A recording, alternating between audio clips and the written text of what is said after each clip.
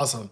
I love that Solomon's prayer for his people while they're dedicating that temple. Okay, we're going to continue. We're still reading about Solomon today, and we're getting to Psalm 136. His mercy endureth forever.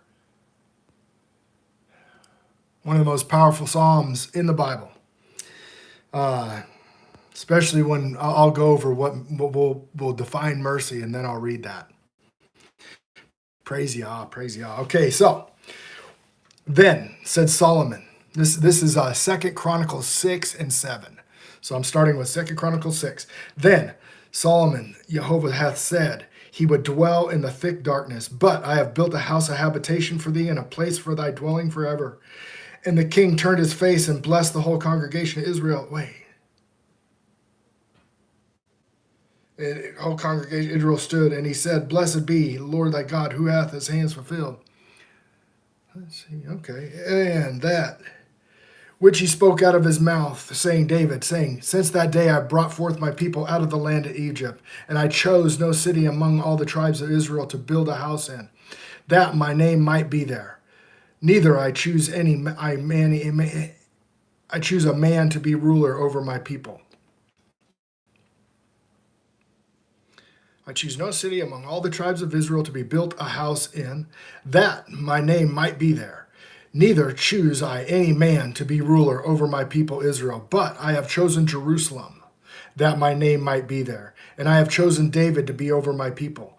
Now it was in the heart of David, my father, to build a house for the name of Jehovah, God of Israel. But Jehovah said to David, my father, Forasmuch as thy heart to build a house for thy name, thou didst dwell in thy heart. Notwithstanding, thou shalt not build this house, but thy son, which shall come forth out of thy loins, shall build a house for my name. Jehovah therefore hath performed his word that he has spoken, for I am risen up in the room of David my father, and sat on the throne of Israel. And as Jehovah promised, I have built the house for the name of Jehovah, God of Israel, and put in it the ark, which is the covenant of Jehovah, that he hath made with the children of Israel. And he stood before the altar of Jehovah in the presence of all the congregation in Israel, and spread forth his hands. For Solomon had made a brassen scaffold, 5 cubits long and 5 cubits broad, and 3 cubits high, and set in the midst of the court, and upon it stood. He stood, and he kneeled down upon his knees before all the congregation of Israel, and spread forth his hands towards the heaven.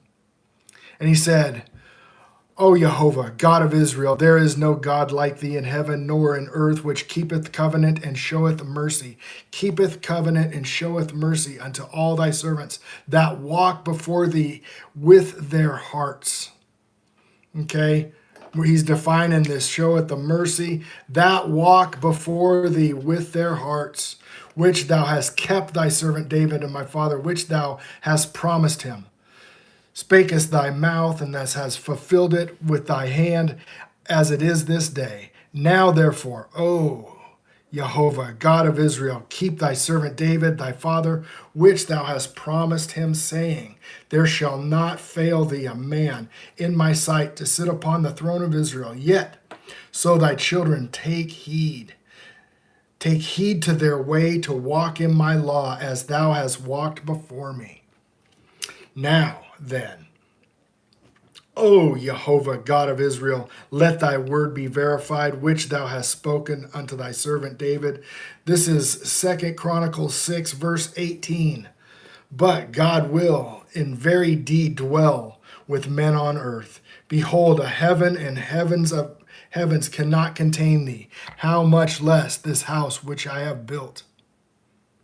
Have respect, therefore, to the prayer of thy servant and to his supplication, O Jehovah my God, to hearken unto thy cry of the prayer which thy servant prayeth before thee, that thy eyes may be opened upon this house this day and this night, upon the place whereof thou hast said thou wouldest put thy name, to hearken unto the prayer which thy servant prayeth towards this place. Hearken therefore unto the supplications of thy servant, and to thy people Israel, which shall make towards this place. Hear thou from the dwelling place, even from heaven, when thou hearest, forgive. If a man sin against his neighbor, and an oath be laid upon him to make him swear that oath, come before thy altar of this house. Then hear from heaven, and do, and judge thy servants by requiting the wicked, and recompensing upon his own head, by justifying the righteous, and giving him according to his righteousness. And if the people be to the worse before the enemy, because they have sinned against thee, and shall return and confess thy name, and pray and make supplications before thee in thy house, then hear from the heavens and forgive the sin. Forgiveness was there. Praise Yah. Yeah, US 2471. Praise Yah. There you go. Of thy people, and bring them. So you have to, people need to know what sin is. Okay? They're not even teaching what sin is anymore.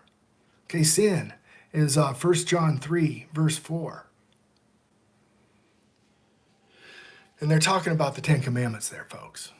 Okay, you got to understand the difference between the commandments we're talking about here. Solomon knows. David knew. But after the transgression, after the golden calf, they got heaped on themselves the schoolmaster. Now these folks here were under it. They're still under it because the seed has not yet shown up to take away those sacrificial laws.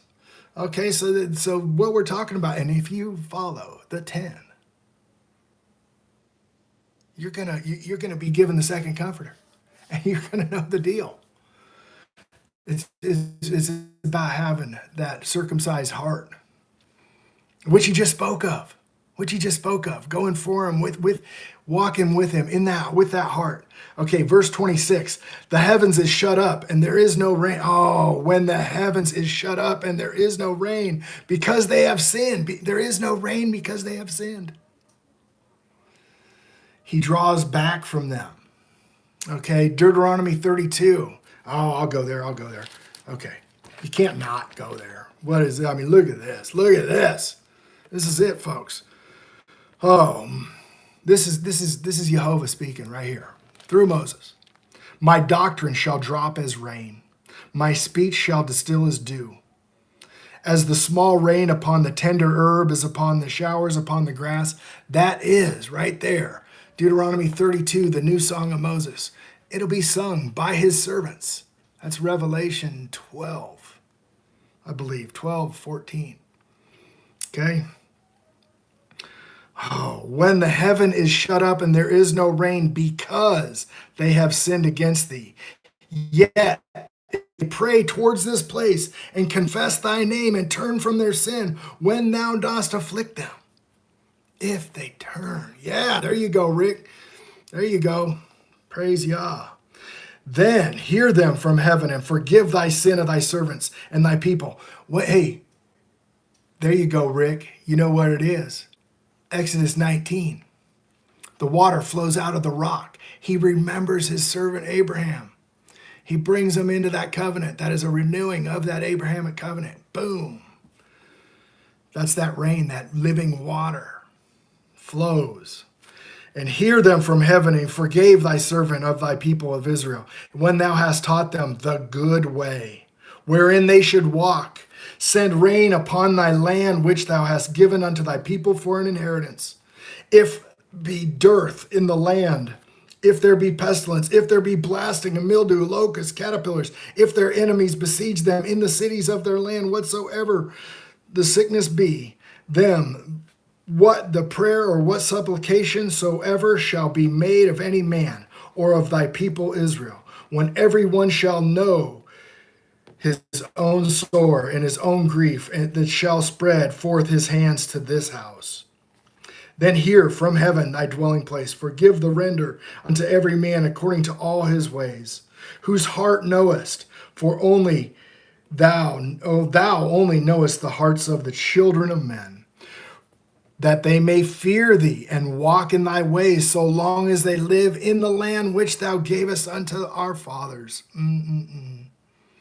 Moreover, concerning the stranger, which is not of the people of Israel, but is come from a far country, for thy great name's sake, and thy mighty hand, thy stretched out arm, if they come and pray in this house, then hear from the heavens in the dwelling place, and do according to all the stranger that calleth thee, for that all the people of the earth may know thy name, may know thy name. His name is Jehovah. And fear thee, and doth the people of Israel may know that this house which we have built is called by thy name. If thy people go out to war against their enemies in the way that they shall send them, and they pray towards thee in this city that thou hast chosen, and the house which I have built for thy name, then hear from the heavens their prayer and the supplication, and maintain their cause. If, do you hear all these ifs? If they sin against thee, for there is no man which sinneth not. If they sin against thee, for there is no man which sinneth not. Now that's in quotation, or that's in brackets. That's been added. Thou be angry with them and deliver them over before their enemies. They carry away their captives into the land far and near. There is a prophetic prophecy right there. Yet, if ye bethink themselves with the land which they are carried captive, and this happened, man, the people just do not listen. And they pray unto thee in thy land in their captivity, saying, we have sinned and we have done amiss. We have done wicked. If they return to thee with all their hearts, with all their soul in the land of their captivity, whither they have carried them captives, pray towards their land, which thou gavest to their fathers, towards the city which thou hast chosen, and towards the house which I have built thy name. Then hear from the heavens, even thy dwelling place, their prayer and their supplications, and maintain their cause, and forgive thy people which have sinned against thee. Oh, is it a Proverbs or in the Psalms where it says, the prayers of the wicked are an abomination to me. Now, my God, I beseech thee, and let thy eyes be open, and let thy ears be attended to, and let the prayers be made into this place. Now, therefore, arise, O Jehovah God, the resting place, thou, and the ark of thy strength. Let thy priest, Jehovah God, be clothed in salvation. Let thy saints rejoice in goodness.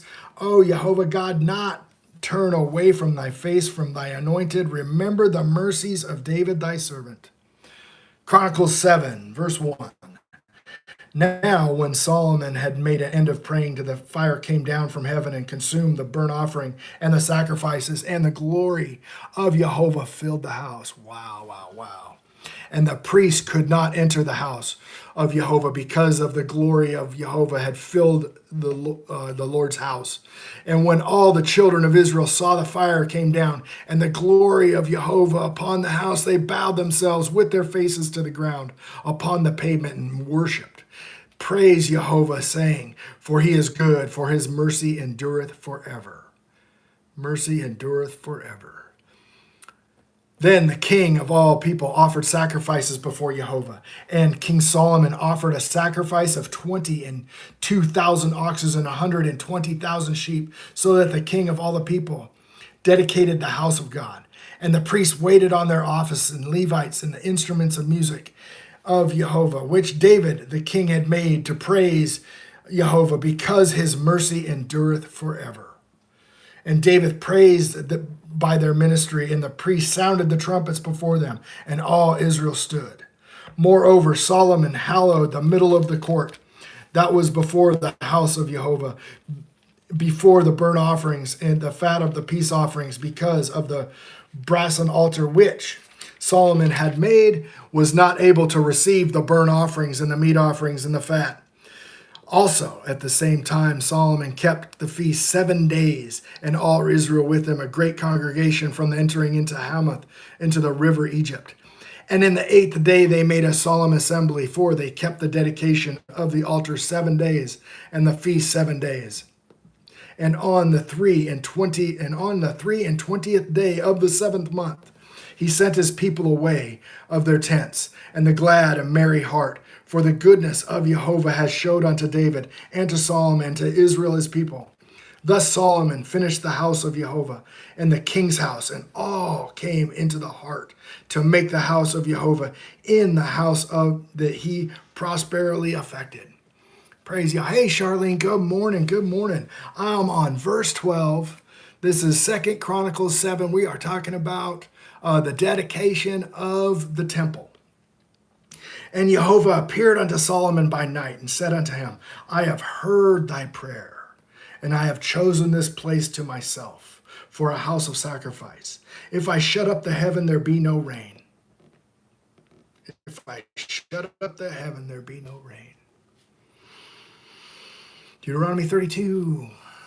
If I command the locust to devour the land, or I send the pestilence among my people.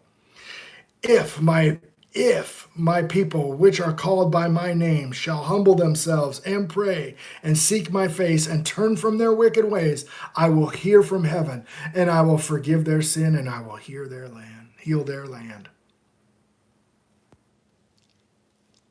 If my eyes shall be open and my ears attentive to the prayer that is made of this place. When the new kingdom comes, the world will be a better place. It'll be a new kingdom.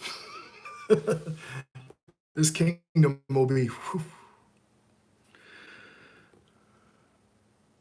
there'll be wars and rumors of wars, nation against nation, kingdom against kingdom. For now I have chosen and sanctified this house, that my name shall be there forever, and my eyes and my heart shall be there perpetually. As for thee, this thou walk before me, David thy father walked, as David thy father walked, and do according to all I have commanded thee. And thou shalt observe my statutes and my judgments. Then I will establish the throne of my kingdom according to as I have covenanted with David thy father, saying, there shall not fail thee a man to be ruler in Israel. That's from the line of David. But if ye turn away and forsake my statutes and my commandments, which I have set before you, and shall go to worship and serve other gods and worship them, then I will pluck them up by the roots of my hand, which I have given them, and the house which I have sanctified for my name, and I will cast out of my sight, and I will make it to be a proverb and a byword among all nations. We're going to read about this. We're going to read about this coming up shortly. From the sins of Jeroboam, it'll be 2 Kings 17 when it all goes down. And this house, which is shortly, it's coming. In the house which high shall be astonishment to everyone that passeth by it. So shall he say, what hath the Lord done to his land and unto his house? Paul warns us of it in Solomon's given the warning now, or heck, and Paul gives the warning in Romans 11. He calls it unbelief. Doing what they did to get plucked up and cast off. It's Romans 11. Man. There's nothing new under the sun, folks. This book is about people doing the same freaking mistakes over and over again. What are people doing now? They're bowing down to Santa Claus, looking for Easter eggs.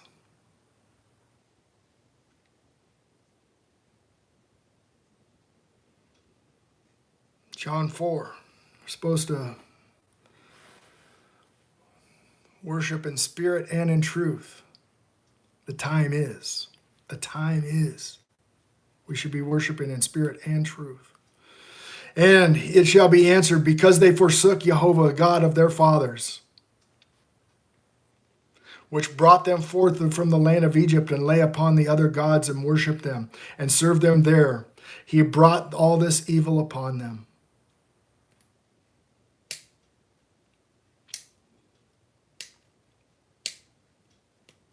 What's the tribulation, folks? It'll be a time worse than it ever been. Some people say that happened in 70 AD. That was the worst time that ever been. An earthquake hit Jerusalem and split a trench from Mount Olives to the sea. That hasn't happened yet. People are smoking something funny. They're telling you bull jive so that you do not fear the Lord. All right, Psalm 136. Psalm 136. Praise Yah, praise Yah. Here we go. What we got here, folks, is mercy endureth forever. This is Psalm 136. Let's go ahead and define mercy. Let's let the Bible define mercy for us, where we find mercy. Okay? I'm going to go to Deuteronomy 5, verse 9. Thou shalt not bow down thyself unto them, nor serve them. For I, Jehovah the God, am a jealous God, visiting the iniquity of the fathers upon the children unto the third and fourth generation of them that hate me. Okay, listen to that right there. Them that hate me. Do that idolatry. Worshiping other gods and all that. Okay, here's verse 10. And showing mercy unto the thousands that love me and keep my commandments. Okay, you turn the page, and I'm going to go to Deuteronomy 7, verse 9. Know therefore that Jehovah thy God, he is God, faithful God, which keepeth covenant and mercy with them that love him and keep his commandments to 1,000 generations. What did we just hear? 1,000 generations that love him. That's who he shows mercy to. And he repayeth them to their face that destroy them. And to destroy them, he will not be slack to him that hateth him. He will repay him to his face. So he has mercy on those that keep his commandments. That's the biblical definition. What is it when we show mercy? What I'm doing right now, guys, trying to bring people back to God, okay? That's generally when people tune out. If I was just saying a bunch of smooth things, what I've just read is absolutely beautiful. Until you look and go, I'm not in that group. I haven't been doing that. But what did he just say? Turn, face him. Repent. That is the good news, is that we can repent. Get in his good graces. That stuff used to be preached. They're changing the definitions of repentance. They're changing the definitions of mercy. They've changed the definitions of grace.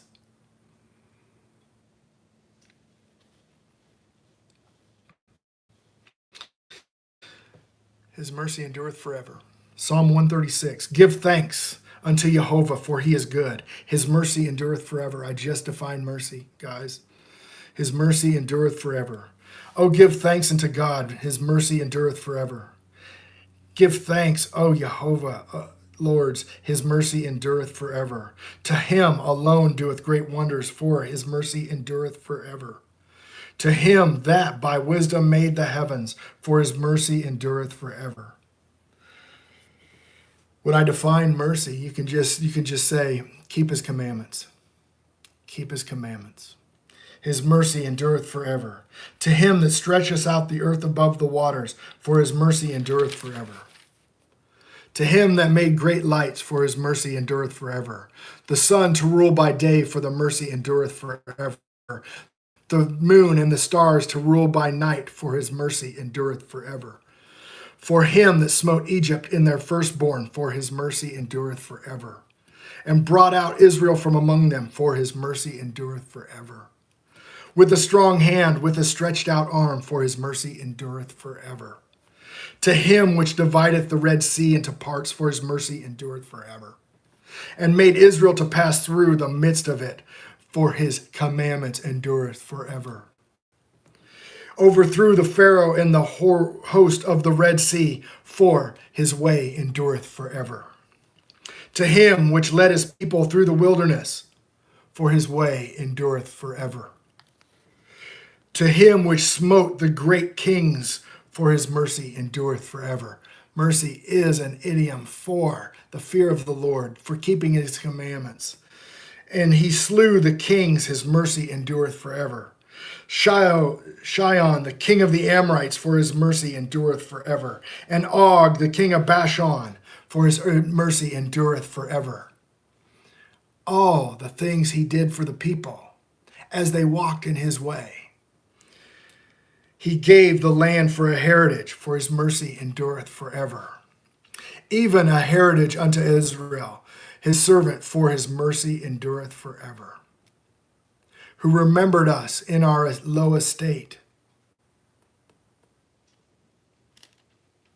when we were stumbling about. His mercy endureth forever, and hath redeemed us from our enemies. His mercy endureth forever. Who give food to all flesh, for his mercy endureth forever. O give thanks unto God of heaven, for his mercy endureth forever.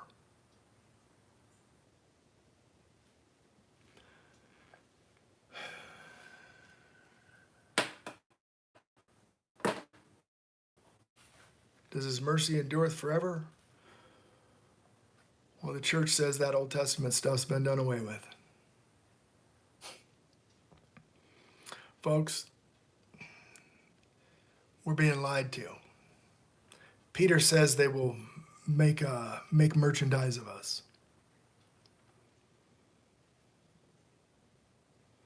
God sent his son to teach us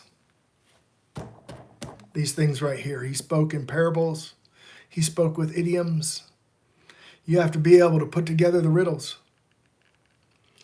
You put together the riddles by finding out what he's quoting right here, what I'm reading. Not by 25 minutes every Sunday. Get in the word, folks. Praise Yah.